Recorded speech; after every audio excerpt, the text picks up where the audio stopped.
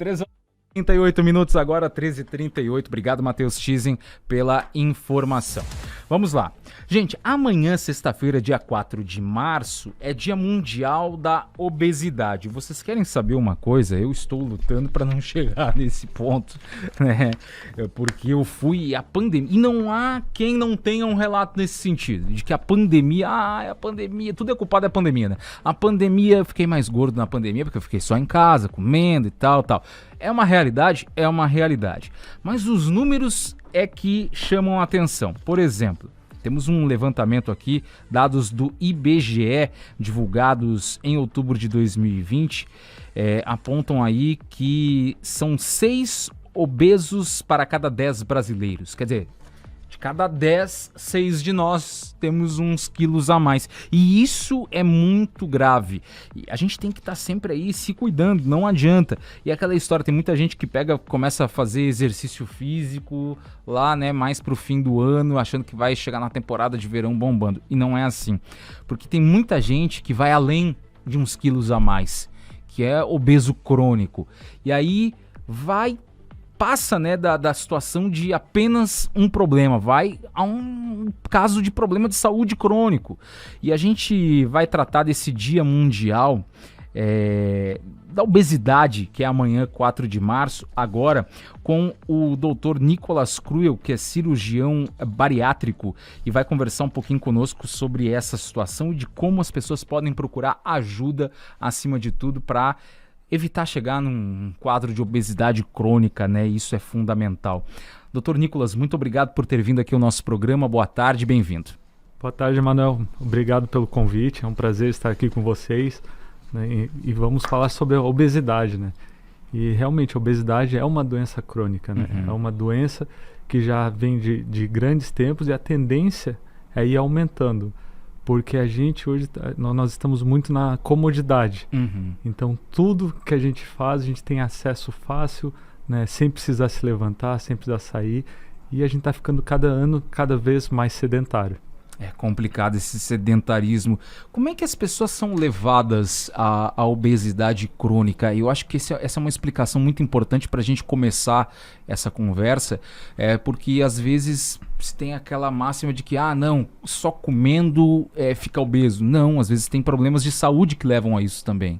Com certeza, né? A gente tem que entender que a obesidade, ela é uma doença, é uma doença inflamatória. Ninguém é obeso ou está obeso porque quer.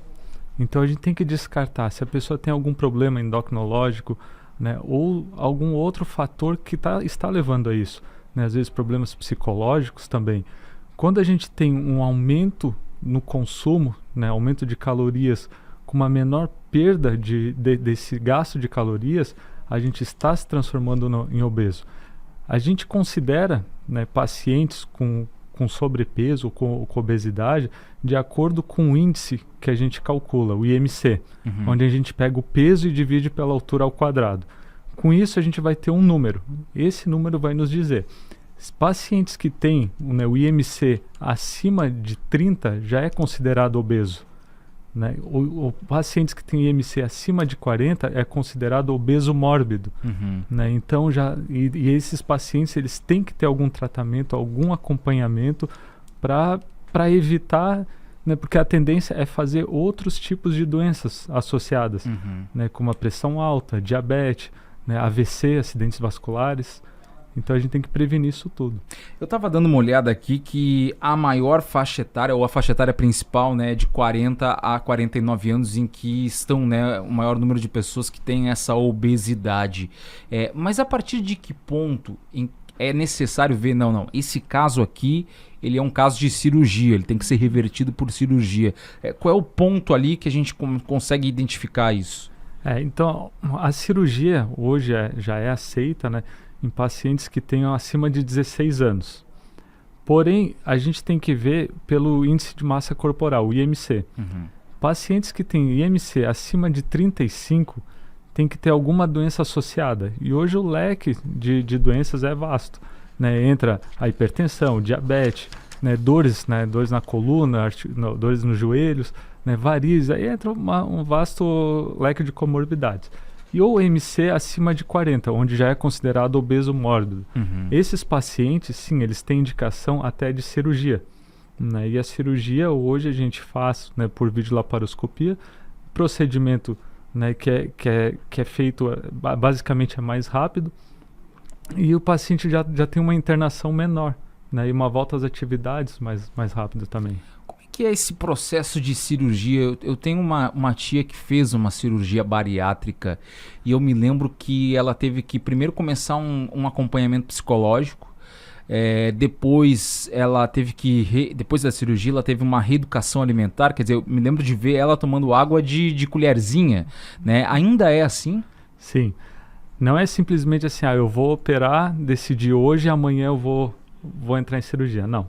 A gente tem que, inicialmente, ter um acompanhamento com uma equipe multidisciplinar. Hoje a gente tem que passar por um psicólogo, por um nutricionista, por um endócrino ou pelo clínico, até chegar na gente cirurgião. Quando chegar, tiver todas essas liberações, aí sim a gente vai fazer a cirurgia. Obviamente, a gente tem que ter um preparo para fazer a cirurgia. Não é simplesmente eu vou te operar e tu vai para casa e já está comendo normal. Não, tu vai ter uma restrição, né? Hoje, nas duas técnicas que temos, que as duas mais aceitas, que são o sleeve ou o bypass, onde a gente vai deixar um volume aproximado de 200 ml no teu estômago. Né? A gente pensar que hoje dá em torno de 3 litros, né, vai ficar com uma restrição bem importante. Com isso, tu vai ter que ter no pós-operatório, vai ficar 15 dias numa dieta líquida restrita, onde tu vai estar tomando 50 ml cada 20, 30 minutos, para depois entrar numa dieta pastosa, que vai ficar mais 15 dias, com uma quantidade em torno de 100 ml, 100 gramas. Né, para depois entrar na consistência normal, porém uma quantidade muito reduzida. Eu comparo muito, imagina você chegar em casa hoje, né, na sua refeição, tá? Imagina uma xícara, dentro dessa xícara, tudo que você vai comer e tomar. Vai comer hoje, vai dizer, pô, isso aqui não é nada, não faz. Depois da cirurgia, 6 meses depois da cirurgia, se tu conseguir comer essa quantidade, tu vai dizer que está na garganta a comida, pela restrição que é. Coisa impressionante. Às vezes a gente sente assim, eu digo por mim, né? Eu sinto assim, às vezes, que eu tenho aquela ânsia, aquela gana de comer. Quando é feita a cirurgia, quer dizer que vocês, eu não sei como é que é, o senhor até pode explicar agora, se é tirado um pedaço do estômago, se é feito uma cinta lá para não ser usado, não sei como é que é, o senhor pode explicar. A pessoa mesmo sente essa falta de necessidade, quer dizer, não tô com fome, isso me repugna. Sim, é assim, ó. A cirurgia a gente faz por videolaparoscopia.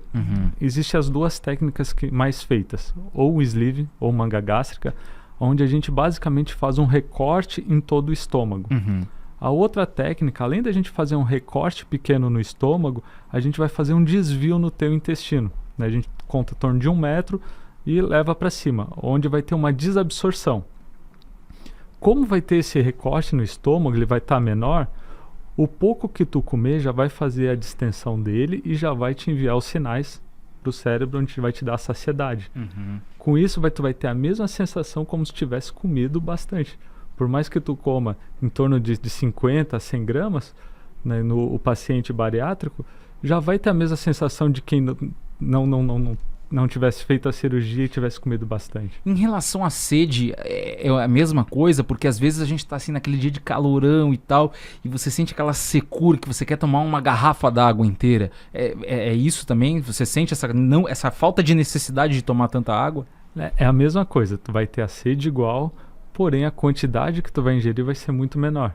Tu não vai conseguir tomar a garrafa, tu vai tomar um copinho de 100 ml, é isso que tu vai conseguir.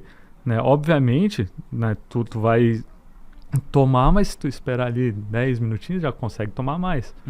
Né? Então a parte líquida vai te satisfazer, mais do que se fosse sólido, onde vai ter uma maior demora na digestão. Claro. Nós estamos aqui com o cirurgião bariátrico Dr. Nicolas Cruel. Tem uma outra parte que talvez seja uma das que mais preocupam os pacientes, que quem é obeso e precisa de uma cirurgia bariátrica, ele quer fazer a cirurgia, né? Mas tem uma outra parte que talvez preocupe muita gente, que é a questão estética, porque a partir do momento em que você faz a cirurgia bariátrica, que você perde o peso, ficam às vezes sobras de pele e tal. É possível fazer esse tipo de remoção hoje e readequar o corpo ao que você tinha antes da obesidade? Claro, uma coisa que a gente tem que entender é que a cirurgia bariátrica ela não é um procedimento estético. Né? A gente vai fazer isso porque a gente tem alguma doença associada à obesidade. Né? Ou a pessoa tem um diabetes muito descompensado, uma hipertensão também descompensada e necessita para fazer isso. Obviamente, a gente vai emagrecer, vai perder, né, bastante peso. A gente perde em torno de 85% a quase 100% do excesso de peso. Né? Então, vai sobrar pele.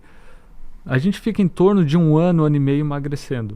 Após isso, aí sim vai estar liberado a fazer a parte estética, onde pode ficar com o abdômen avental, onde sobra bastante pele. Às vezes, nas mulheres, as mamas também sobra bastante, os braços, coxas. Aí sim vai estar com indicação para fazer a cirurgia estética. Essa cirurgia estética não é feita pelos cirurgiões bariátricos, é feita pelo cirurgião estético, pelo cirurgião plástico. O cirurgião plástico que faz todos esses procedimentos. Mas mesmo assim, quer dizer, vocês têm uma integração, vocês conversam, os dois cirurgiões, sobre o paciente, passam as informações do paciente. Sim, com certeza, né? Sempre é feito isso. A cirurgia a cirurgia plástica vai estar liberada depois que a gente der o ok. Né? Porque não adianta o paciente fazer a cirurgia bariátrica e querer com 3, 4 meses operar, sendo que ainda vai ter mais 1 ano de perda de peso pela frente, pelo menos. Então tem que estabilizar essa perda de peso para depois sim ele poder operar. As pessoas voltam a engordar depois que fazem a cirurgia bariátrica? Assim, a gente viu o Faustão. O Faustão eu senti que ele perdeu e depois ele inchou um pouco de novo. Porque assim, a cirurgia é um meio. Né? Não é porque a gente faz a cirurgia que nunca mais vai engordar. O paciente sabe burlar. Né? Então, se tu quiser, né, comer um sanduíche inteiro, por mais que o volume do teu estômago seja pequeno, tu vai dar um jeito. A gente se conhece, a gente vai conseguir burlar. Sim. Né? Claro, se a gente não se cuidar, a questão de 8, 10 anos, pode sim ter esse reganho de peso. Mas a gente sempre, nunca vai fazer a cirurgia já pensando daqui a 8, 10 anos em fazer outra cirurgia ou outro procedimento. Então a gente tem que ter essa reeducação alimentar, a gente tem que estar acompanhando com a equipe multidisciplinar, com o nutricionista, com o psicólogo.